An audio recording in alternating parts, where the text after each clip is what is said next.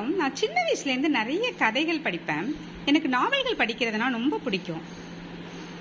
நான் இப்போ சமீபத்தில் ஒரு கதை படித்தேன். அதை உங்கள்கிட்ட ஷேர் பண்ணிக்கணும் அப்படின்னு ஆசைப்பட்றேன். ஏன்னா அந்த கதையை நீங்களும் படித்து என்ஜாய் பண்ணணும் அப்படிங்கிறது என்னுடைய விருப்பம். நான் படித்த புத்தகம் சிவம், இந்திரா சௌந்தரராஜன் எழுதிய கதை. இது என்னை மிகவும் கவர்ந்தது. சிவம் என்ற இந்த கதை இந்திரா சௌந்தரராஜன் எழுதிய கதைகளிலே மிக மிக வித்தியாசமான கதை. ஒரு மர்ம நாவலும் கூட.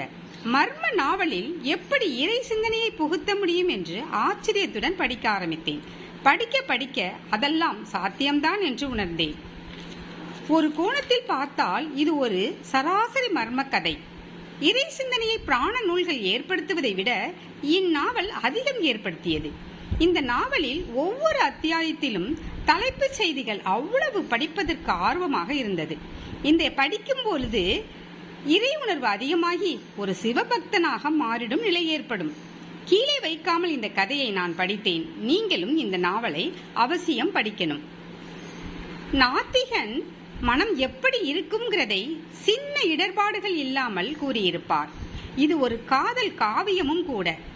காதல் கதையா, மர்ம கதையா, சிவ வழிபாடா, இல்லை இல்லை எல்லாம் கலந்த மர்ம காதல் இறை சிந்தனை நாத்திகம் எல்லாம் கலந்த காலத்தால் அழியாத காவியம் சிவம்.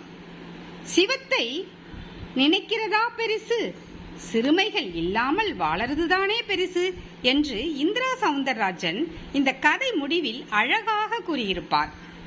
நீங்களும் படித்து இதன் அனுபவத்தை என்ஜாய் பண்ணுங்க. உங்களுக்கும் இந்த கதை ரொம்ப பிடிக்கும் அப்படின்னு நான் நினைக்கிறேன். நன்றி, வணக்கம்.